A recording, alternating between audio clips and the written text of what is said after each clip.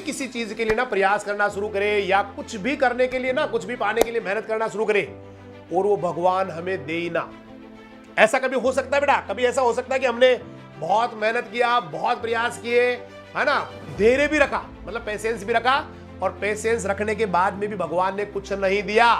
ऐसा कभी नहीं हो सकता बेटा, ऐसा कभी नहीं हो सकता। हो सकता है आपको वो थोड़ा सा आपका पेशेंस और चेक कर ले, थोड़ा सा आपको जो है ना और धैर्य रखना पड़ सकता है, थोड़ा सा आपको और ज्यादा हिम्मत रखनी पड़ सकती है, थोड़ा सा संघर्ष आपका लंबा भी हो सकता है। लेकिन दुनिया में ऐसा कभी हुआ नहीं है कि आपने किसी चीज के बारे में सोचा हो और उसके लिए ईमानदारी से प्रयास किया हो और साथ में धैर्य भी रखा हो और आपको वो चीज ना मिली हो। दुनिया में ये असंभव है। जिस दिन ये होने लग जाएगा भाई, उस दिन से ये दुनिया जो है ना बेटा, ये दुनिया बिल्कुल ये मान लीजिए उल्टी हो जाएगी, मतलब एक प्रलय आ जाएगा, क्योंकि ऐसा कभी होता नहीं। मैंने कई बार आपसे कई एपिसोड में कहा कि हमारे माता पिता, हम अगर किसी काम के लिए जिद पकड़ लेते हैं और हमारे माता पिता हो सकता है 2 बार मना कर दे, 4 बार, 10 बार, लेकिन एक दिन वो हार जाते हैं, बोला भाई भाड़ में जा, तू कर ले, तेरे जैसे करना है ना भाई। या बाजार में हम गए, है ना, और किसी चीज के लिए जिद कर ली, तो आखिर में परेशान होके 2 बार 4 बार मना करते हैं, लेकिन आखिर में परेशान होके कह देते हैं भाई तू ले ले, जो होगा सो हो जाएगा। तो फिर मैंने आपको कई बार कहा कि वो परम पिता परमेश्वर तो हमारे माता पिता का भी पिता है, उनकी भी माता है, उनका भी सब कुछ है, तो वहां पर भी जिद पालनी पड़ती है। ऐसा नहीं होता है कि कोई आदमी पागल हो जाए किसी काम को लेके, जिद पाल ले और वो कभी सफल ना हो, ऐसा नहीं होता है बेटा। कभी कभी हो सकता है टाइम किसी को जो है ना, किसी को हो सकता है जल्दी, किसी का जो प्रयास इतना सार्थक होता है, इतना जबरदस्त होता है, इतना पारंगतता वाला होता है कि वो जल्दी सफल हो जाता है। लेकिन कुछ लोग ऐसे भी होते हैं जो थोड़ा सा ज्यादा उनको संघर्ष करना पड़ता है, उनको थोड़ा सा ज्यादा एग्जाम, मतलब उसको इम्तिहान देना पड़ता है, लेकिन सफलता उसको भी मिलती है। तो अभी का जो स्टेज है, अभी जो लेवल है, वो ज्यादा महत्वपूर्ण नहीं है। आपका जो संघर्ष है और वो संघर्ष के साथ साथ कितने टाइम आप संघर्ष कर सकते हैं, ये दोनों चीजें इंपॉर्टेंट है। संघर्ष कैसा है और संघर्ष करने के लिए आप कितना जो है ना पेशेंस रखते हैं, कितनी हिम्मत रखते हैं, वो इंपॉर्टेंट है। कभी भगवान किसी को रखता नहीं, खाली नहीं रखता है। जो चाहते हैं उन सबको मिलता है भाई।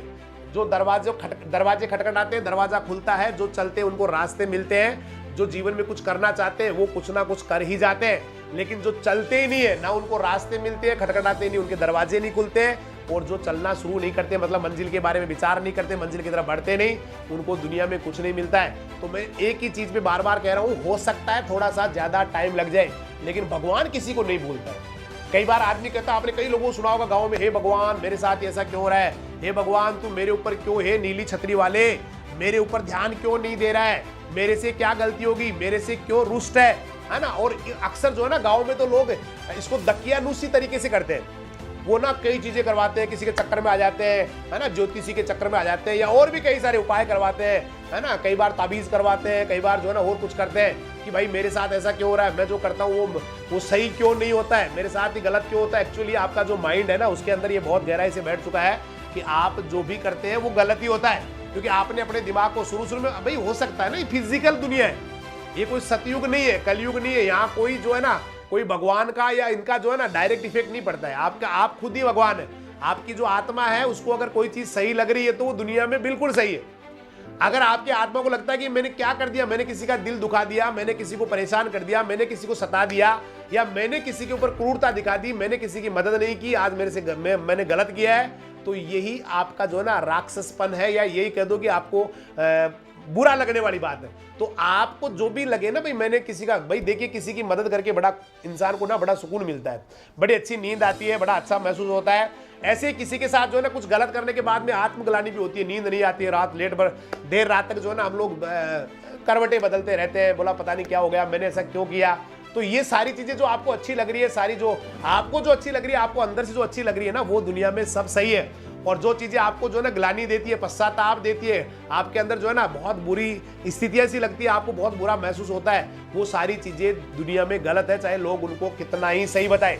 इसलिए वो परम पिता परमेश्वर दुनिया में सबको देता है, जहां भी वो है। क्योंकि ये मैंने कहा ना, कोई वो वाला डायरेक्ट भगवान जो है ना सीधा आके किसी के ऊपर पावर देके, शक्तियां देके, वो वाला टाइम नहीं है कि साहब एक आदमी जो है ना वो कुछ है ना करता जा रहा है, या उसने ऐसा किया तो उस भगवान तुरंत आ गए और वो धुआं निकलने लग गया और भगवान के हाथ से शक्ति निकली। ऐसा कुछ नहीं होना है। भगवान देते सबको है, लेकिन उसके लिए हिम्मत भी रखनी पड़ती है, उसके लिए धैर्य भी रखना पड़ता है, संघर्ष को भी जारी रखना पड़ता है। अक्सर लोग क्या करते हैं, थोड़ा सा हल्का सा दबाव आया, थोड़ा सा प्रॉब्लम शुरू हुई, थोड़ा सा जो है ना जीवन में पजल ज्यादा आना शुरू हो गई, थोड़ी समस्याएं ज्यादा आनी शुरू हो गई, तो वो रास्ते बदल लेते हैं, वो इधर से उधर चलना शुरू कर देते हैं, वो भी लगता है कि ये गलत हो गया, फिर इधर चलना शुरू कर देते हैं।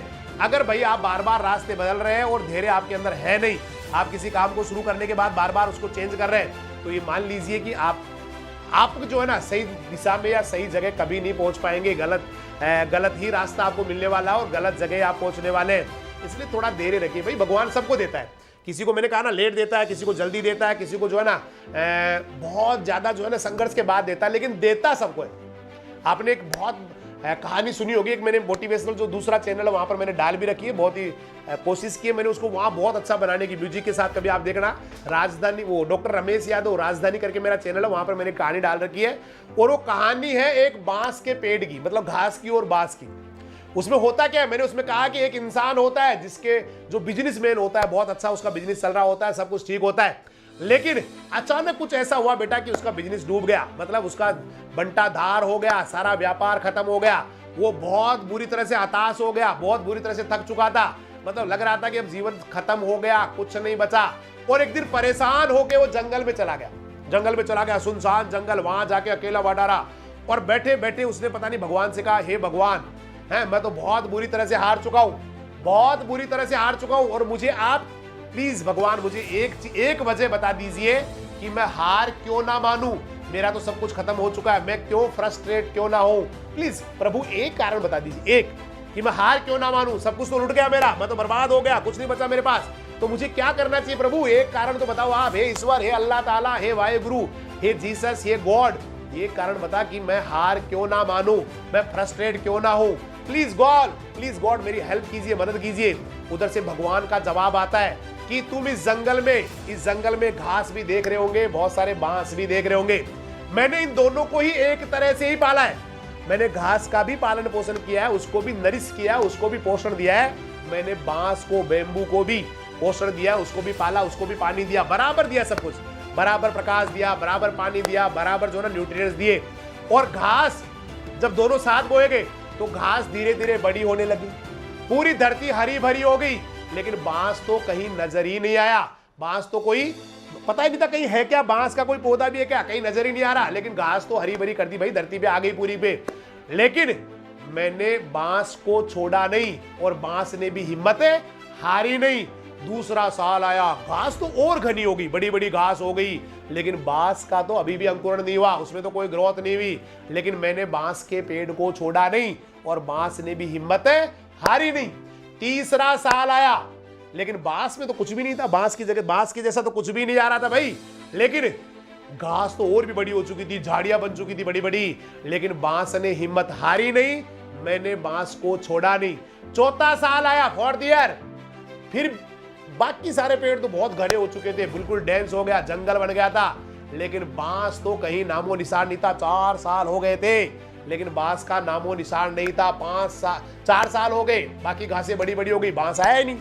लेकिन 5 साल बाद में जो बांस का पौधा था या बांस के पौधे थे, उनमें से छोटा सा जो है ना कुछ पत्तियां निकली, अंकुरण हुआ, लेकिन वो कमजोर पौधा था, छोटा था और घासें बड़ी बड़ी हो गई थी। लेकिन 6 महीने होते होते, मतलब वो घास का जो पौधा था वो धीरे धीरे जो है ना आधा metre, 1 metre, 2 metre, 3 metre, 4 metre होता होता होता मात्र है ना 6 महीने, 5 साल बाद उगा और 6 महीने के अंदर अंदर ही 100 फीट लंबा हो गया। तो भगवान कह रहे मैंने ना घास को छोड़ा ना बांस को छोड़ा, केवल बांस को 100 फीट लंबा करने के लिए मैंने इतना टाइम लगाया ताकि वो 5 साल तक अपने जड़ों को मजबूती करे, अपने आप को मजबूत करे। क्योंकि अगर उसने अपने आप को मजबूत नहीं किया और ऐसे ही उग गया तो फिर वो 100 फीट का भार सह नहीं पाएगा, क्योंकि मुझे उसको ज्यादा लंबा बनाना था, ज्यादा अच्छा बनाना था, ज्यादा ताकत देनी थी, ज्यादा स्ट्रॉन्ग बनाना था।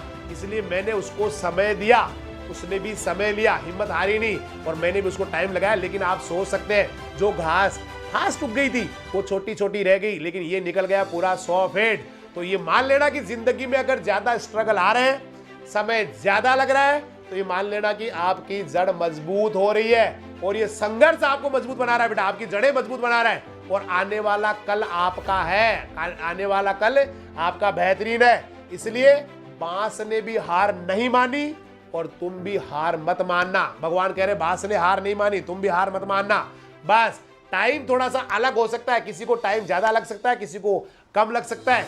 और उसके बाद में उस आदमी ने कहा, उसके बाद में मैंने जिंदगी में बांस के पेड़ से सीख के लाइफ में हार मानी नहीं, और मेरे समझ में आ गया था कि स्ट्रगल आदमी को मजबूत बनाता है, ताकतवर बनाता है, बहुत ही जबरदस्त बनाता है। तो टाइम लग सकता है, लेकिन सफलता कभी भी किसी को दुनिया में ऐसा हुआ नहीं, टाइम लग सकता है। देखो एक स्टार मैंने लगाया इसके ऊपर, टाइम लग सकता है बेटा। हो सकता है कि किसी एग्जाम को आप तैयारी कर रहे हैं, कोई हो सकता है 3 साल में उसको कर जाए, कोई हो सकता है उसको 5 साल में कर जाए, लेकिन करते समय किसी ने दिमाग में बिठा लिया मुझे यहां पहुंचना है, वहां वो उसी दिन पहुंच जाता है जिस दिन उसने दिमाग में बिठा लिया। बाकी तो प्रोसेस में टाइम लगता है बेटा। तो ईश्वर कभी भी किसी को उसके जो है ना, जो भी कर रहा है उसका फल अवश्य देता है। ये यूनिवर्सल ट्रूथ है बेटा, इसको दुनिया में कोई झुठला नहीं सकता। थोड़ा सा टाइम लग सकता है। कुछ लोग क्या करते हैं, थोड़ा सा पहले हार मान जाते हैं। 1 साल पहले उसको लगता है कि अब तो मेरा टाइम हो चुका है, अब तो मुझे कुछ नहीं कर सकता मैं, और वो जल्दी हार जाते हैं। और कुछ लोग बेटा हिम्मत रखते हैं, धैर्य रखते हैं, वो हारते ही नहीं। उनको हारना जो है ना पसंद ही नहीं होता, हारना वर्ड उनकी डिक्शनरी में होता ही नहीं, और वो बनते हैं एक दिन बहुत बड़े विराट व्यक्तित्व के धनी बनते हैं। मतलब बहुत ही विराट उनका व्यक्तित्व होता है, दुनिया के लिए मिसाल बनते हैं, दुनिया के लिए एक बहुत बड़ा जो है ना उदाहरण बनते हैं, एग्जाम्पल बनते हैं। अब आपको फैसला करना है कि आपको क्या बनना है। एक छोटी सी घास बननी है जो ऐसे ही बस कुछ भी नहीं है, या फिर बहुत बड़ा बांस बनना है। अगर बांस बनना है तो आपको भी हिम्मत नहीं हारनी है। परम पिता भी आपको नहीं भूलने वाले। एक दिन आपको बांस बनाएंगे, मतलब आपको एक दिन बहुत बड़ा बनाएंगे। एक दिन आप दुनिया के लिए बहुत बड़े विराट व्यक्तित्व के रूप में दुनिया के सामने आएंगे, मतलब दुनिया के लिए एक मिसाल बनेंगे। इसलिए हिम्मत हारनी नहीं है, जबरदस्त आपको करते रहना है, और उस परम पिता पे, परमेश्वर पे ना पूरी आस्था रखते हुए गजब करते जाना है बेटा, जबरदस्त करते जाना है। लगे कि हार रहा हूं, फिर से उस वाले टाइम को देखना है जो आपका आने वाला टाइम है, जहां पर आप चैंपियन बनने वाले हैं, जहां पर आपकी जो है ना पूजा होने वाली है, जहां पर आपकी जय जयकार होने वाली है, जहां पर लोग मिठाई के डिब्बे लेके आपके घर आने वाले हैं, जहां पर आपकी जिंदगी जो है ना बेटा वो गोल्डन टाइप की होने वाली है, मतलब गोल्डन बनने वाली है, सोने से भी बड़ी बनने वाली है। उन चीजों के बारे में बार बार सोच के फिर से अपनी निराशा को, अपनी हताशा को हटा देना है। जबरदस्त आपको करते रहना है, आगे बढ़ते रहना है, क्योंकि मैं बार बार आपको कह रहा हूं ये बेटा आने वाला समय आपका है। You are the prince of the future, you are the king of the future. मतलब आने वाले टाइम के आप राजा है, राजकुमार है, बेताज बादशाह है। ये दुनिया आपकी है, ये हिंदुस्तान आपका है, और पूरा हिंदुस्तान बड़ी उम्मीदों से आपको देख रहा है। पूरी दुनिया आपको बड़ी उम्मीदों से देख रही है। आपका परिवार, आपका जो है ना कुटुंब, कबीला है, आपका समाज, आपका देश, आपका राज्य, आपका जो है ना पूरी मानव, यूं कह सकते हैं कि मानव बड़ी उम्मीदों से आपको देख रहा है। हिंदुस्तान आपको उम्मीदों से देख रहा है। अच्छा करते रहे, जबरदस्त करते रहे, क्योंकि आपको इस हिंदुस्तान को बनाना है बेटा नंबर 1। यही ड्रीम है मेरा, या यूं कहे कि हर व्यक्ति का, कि मेरा देश जो है ना वो दुनिया में बड़ी इज्जत के साथ उसको जाना जाए, लोग उसका जो है ना सम्मान करें, और हम हर प्रकार से जो है ना दुनिया में बेस्ट हो, साइंस में, टेक्नोलॉजी में, है ना, मानवता में, सादगी में, परोपकार में, आपस के प्रेम में, व्यवहार में, हर में जो है ना हम दुनिया में सबसे बेस्ट हो, हमारा एग्जाम्पल दुनिया में दिया जाए। यही मैं कामना करता हूँ। शायद मुझे लग रहा है आप इसमें बड़ा अच्छा सहयोग करोगे, बहुत अच्छा करोगे, और आपको देता हूँ बहुत बहुत शुभकामनाएं। जीवन में आगे बढ़ते रहे, अच्छा करते रहे। तो बने रहिए हमारे साथ, और कल फिर मिलने वाले। तब तक के लिए सभी को नमस्कार, जय हिंद, जय राजधानी, सत श्री अकाल, सब्बा खैर, वाहे गुरु दी फतेह, खुदा हाफिज, अल्लाह हाफिज, राम राम से।